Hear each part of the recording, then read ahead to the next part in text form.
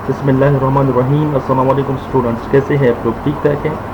अच्छा, आज जो टॉपिक हम पढ़ेंगे वो है प्रॉपर्टी। ब्लू में बी पर बिस्ट, एल पर लीनियर, यू पर अनबाइस एंड ई पर एस्टिमेटर। मतलब ये है कि बेस्ट लीनियर अनबाइस्ड एस्टिमेटर, और जो बेस्ट है वो unbiased estimator which having minimum variance, तो वो हमारे पास बेस्ट होगा। अच्छा, अभी हम इस को प्रॉपर्टीज को बारी बारी पढ़ते हैं। लिनियरिटी का ताल्लुक तो एस्टिमेटर से है, ओरिजिनल इक्वेशन से नहीं। ठीक है, ये बात याद रखिए। और जो लीनियर रिग्रेशन मॉडल है उसमें हमने पढ़ा था कि पैरामीटर्स लीनियर होंगे। ठीक है, अगर हम ये देखें कि जो ओएलएस एस्टिमेटर है उसकी लिनियरिटी का क्या मकसद है, तो इसका मकसद है कि जो ओएलएस एस्टिमेटर अल्फा और बीटा है उसका और डिपेंडेंट वेरिएबल वाई का जो रिलेशन है वो लीनियर होगा। मतलब है कि alpha and beta is the linear function of Y. Dependent variable के साथ इसका लीनियर रिलेशन होगा। इंडिपेंडेंट जरूरी नहीं है। मैथमेटिकली हम लिनियरिटी को यूं शो करते हैं कि बीटा का जो फार्मूला है, beta is equal to sigma x I minus x bar into Y I minus Y bar divide by sigma x I minus x bar whole square. ठीक है, हम इस तरह करते हैं कि जो y है, एक y को हम मल्टीप्लाई करते हैं इस के साथ, और इस तरह फिर y कैप को हम मल्टीप्लाई करेंगे इस वैल्यू के साथ। ये देखिए, sigma y into x I minus x bar minus Y bar sigma into sigma y I minus Y bar divide by sigma x I minus x bar whole square. ठीक है, अब ये देखिए कि जो इसकी वैल्यू है सिग्मा एक्स आई Y आई minus Y बार, तो हमें पता है कि एनी ऑब्जर्वेशन का इसकी मेन वैल्यू से डिवीजन 0 के बराबर होगा। तो ये सारा पोर्शन जो यहाँ है ये 0 के बराबर हो जाएगा। हमारे पास रह जाएगा sigma y i into x I minus x bar divide by sigma x I minus x bar whole square. या देखिए, इसको हम डिवीजन फॉर्म में जो लिख सकते हैं कि सिग्मा वाई आई इंटू ये एक्स आई के बराबर है स्मॉल एक्स आई के डिवीजन फॉर्म में, और इसको हम नीचे डिवीजन फॉर्म में इस तरह लिखते हैं कि sigma x i whole square, एक सिग्मा एक्स आई स्क्वायर। ठीक है, अब देखिए कि हम सपोज कर लेते हैं कि ये पोर्शन ये हमारे पास इक्वल है के की। ठीक है, ये हम सपोज कर देते हैं, तो इसकी जगह हम के की वैल्यू फिट करते हैं। ठीक है, तो हमारे पास आएगा sigma k i into Y आई। तो अब देखिए कि beta cap is equal to sigma k i into Y i. इसका मतलब है कि beta cap is a linear function of y i, क्योंकि यहाँ वाई की पावर 1 है। अगर वाई की पावर 2 होती या ये ओवर फॉर्म में होता, प्रोपोर्शन फॉर्म में होता, तो फिर वाई बीटा का और जो डिपेंडेंट वेरिएबल वाई है इसका रिलेशनशिप फिर नॉन लीनियर होता। इस तरह हम अल्फा को भी देखते हैं। ये है अल्फा का फार्मूला, अल्फा कैप का फार्मूला। ठीक है, Y cap bar into beta cap Y बार। इसको हम इस तरह लिख सकते हैं कि इसकी जगह हम वैल्यू फिट करते हैं कि 1/n सिग्मा वाई आई स्क्वायर, ये चूंकि मीन है तो इसकी जगह हम ये वैल्यू भी लिख सकते हैं माइनस, ये देखिए एक्स बार। ठीक है, और बीटा की जगह हमने इसकी ये वैल्यू यहाँ फिट कर दी। ठीक है, ये देखिए ये वैल्यू हमने यहाँ बीटा की जगह फिट कर दी। तो अब ये देखिए कि alpha is equal to, alpha किसके बराबर होगा, सिग्मा 1/n माइनस एक्स के आई, और इन दोनों से हम y, यह भी y है, यह भी y है, इन दोनों से हम y कॉमन ले लेते हैं, तो ये देखिए कि ये हो गया alpha cap is equal to sigma this portion into y i. अब देखिए वाई आई की जो पावर है वो 1 है, तो इसका मतलब ये हुआ कि alpha cap and y cap are linear function of Y.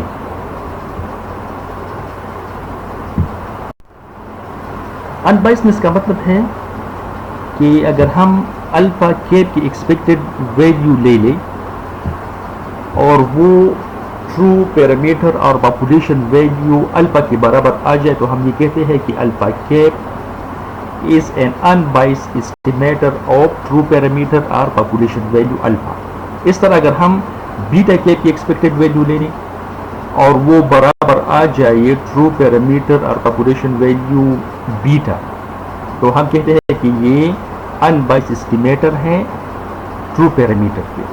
ठीक है, इसके लिए हम सपोज कर लेते हैं कि हमने एक पॉपुलेशन लिया जिसका साइज 1000 के बराबर है। ठीक है, और इससे हम 50 का सैंपल ड्रा कर लेते हैं, 50 इंडिविजुअल का सैंपल हम इससे ड्रा करते हैं इस मकसद के लिए कि हम पॉपुलेशन पैरामीटर को एस्टिमेट करना चाहते हैं। तो हम इससे जितने भी सैंपल ड्रा करेंगे 50 ऑब्जर्वेशन के, ठीक है, तो उससे हमें अल्फा और बीटा की डिफरेंट वैल्यूज आएंगी, अल्फा और बीटा की। ठीक है, तो अनबायस्डनेस का मतलब क्या है? अनबायस्डनेस का मतलब यह है कि हम हर टाइम इस पॉपुलेशन से 50 का सैंपल रिपीटेडली ड्रा करें, ठीक है ना, तो उससे जो एवरेज जो हम अल्फा और बीटा की ले लेते हैं वो इस सैंपल से अल्फा और बीटा की जो एवरेज हम लेते हैं वो बराबर होगा एक्चुअल और population value of alpha and beta. इसको हम कहते हैं अनबायस्डनेस। इसको हम मैथमेटिकली यूज समझेंगे कि ये बीटा का फार्मूला है। इससे पहले हमने ये शो किया था। हमने क्या किया? हमने वाई आई की जगह इसकी वैल्यू पुट कर दी, ठीक है, फिर सिग्मा के आई को इसके अंदर मल्टीप्लाई किया, तो हमारे पास आ गया alpha sigma k I plus beta sigma k I capital x i plus sigma k i you आई। चूंकि हमें पता है कि के की वैल्यू बराबर है x i divide by sigma x i square. अगर सिग्मा एक्स आ जाए तो सिग्मा एक्स हमें पता है कि बराबर है, इसका मतलब है कि मीन डिवीजन के ऑब्जर्वेशन का इसकी मीन से डिवीजन किया है, तो इससे हमें पता है कि जो मीन डिवीजन है वो 0 के बराबर होंगी। इस तरह अगर हम के की के साथ सिग्मा दे दें, ठीक है, यह जो आया है ये देखिए, यहाँ के आई के साथ सिग्मा है, तो सिग्मा जो के आई है वो बराबर होगा sigma x i divide by sigma x i square. Sigma x i जो है ये 0 के बराबर है, ठीक है, ये देखिए, तो इसका मतलब ये है कि सिग्मा के आई की वैल्यू 0 के बराबर आ जाएगी, तो ये पोर्शन 0 हो जाएगा। अल्फा इंटू सिग्मा के आई ये पोर्शन 0 के बराबर हो जाएगा। इस तरह अगर हम स्मॉल एक्स आई की वैल्यू इससे हम फाइंड आउट कर सकते हैं कि चूंकि एक्स आई बराबर है ये एक्स आई माइनस एक्स बार के बराबर है, और कैपिटल एक्स आई बराबर होगा कि हम इसको उस साइड पर ले जाए, ठीक है, तो एक्स आई माइनस प्लस एक्स बार के बराबर होगा। हम क्या करेंगे कि ये जो पोर्शन हमने यहाँ लिखा है इसको हम मालूम करें कि ये पोर्शन किसके बराबर है। तो यहाँ देखिए sigma k i into x आई या सिग्मा के आई एक्स आई की जगह हमने ये वैल्यू पुट कर दी, ठीक है, ये वैल्यू हमने इसकी जगह पुट कर दी। या हम इसको इस लिख सकते हैं कि sigma k i into x i plus x bar sigma k आई, ठीक है। अब चूंकि हमें ये पता है कि सिग्मा के आई किसके बराबर है? सिग्मा के आई बराबर है 0 के। तो ये पोर्शन हमारे पास आ जाएगा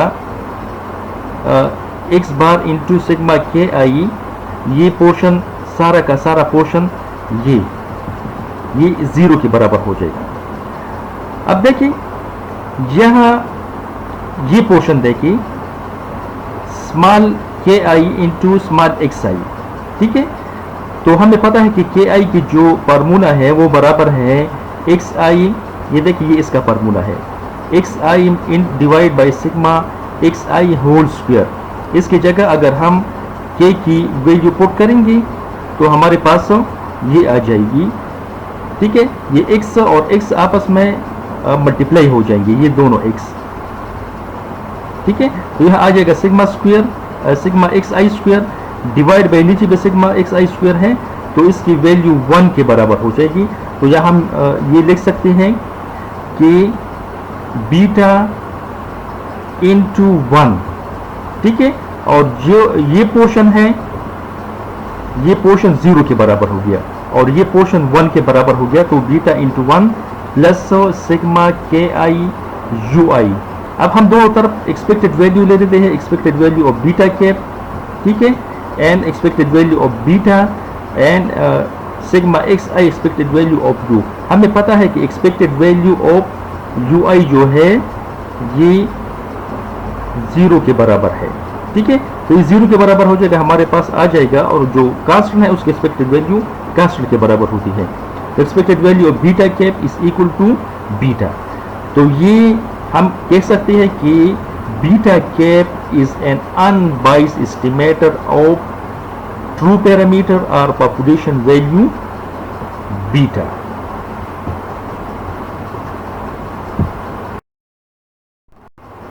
अब हम मैथमेटिकली ये प्रूव करेंगे कि alpha cap is an unbiased estimator of alpha. तो हमें पता है कि ये अल्फा कैप का फार्मूला है, ठीक है। इसमें हम y की जगह इसकी वैल्यू पुट करते हैं, तो y बराबर है alpha plus beta x i plus u i, ठीक है। इस यहाँ हमने किया क्या, यहाँ हमने सिग्मा 1 ओवर n हमने इस पूरे पोर्शन के साथ मल्टीप्लाई किया, ठीक है। तो हमारे पास ये आ गया माइनस, फिर हमने ये सिग्मा और ये पूरा पोर्शन, ये हमने इस पूरे पोर्शन के साथ जो y की वैल्यू इसके साथ मल्टीप्लाई किया।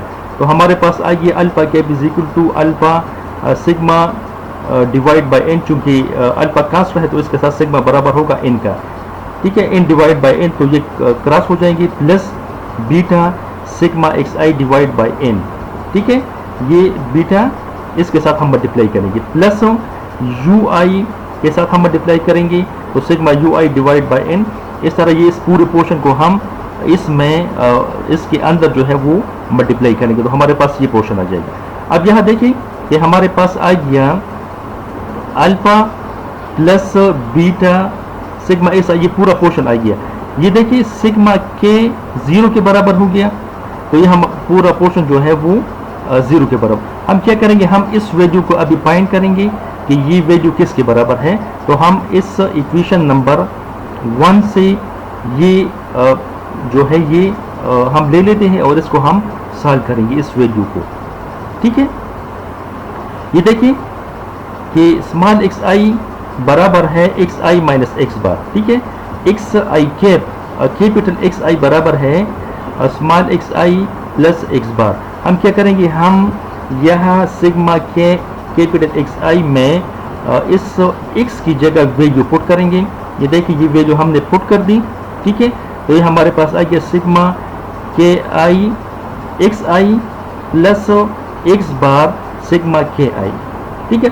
सिग्मा के आई एक्स आई बराबर है sigma k I x i plus, चूंकि ये देखिए सिग्मा के आई ये पोर्शन ये हमारे पास बराबर हो जाएगा 0 के, तो ये यहाँ 0 आ जाएगा, ये पोर्शन 0 हो जाएगा। या के हमारे पास बराबर है sigma x i divide by sigma x i square, ठीक है। तो हम क्या करेंगे, हम ये करेंगे कि जो के है उसकी जगह वैल्यू पुट करेंगे। तो क्या की वैल्यू, ये इसकी वैल्यू है, यहाँ हमने क्या करी, हमने यहाँ पुट कर दी। तो अब देखिए कि sigma x i into x i divide by sigma x i whole square, या ये हमारे पास बराबर हो जाएगा 1 का। अब वो सारी वैल्यू हम इस इक्वेशन में पुट करेंगे जो हमारे पास अल्फा की इक्वेशन थी, ठीक है।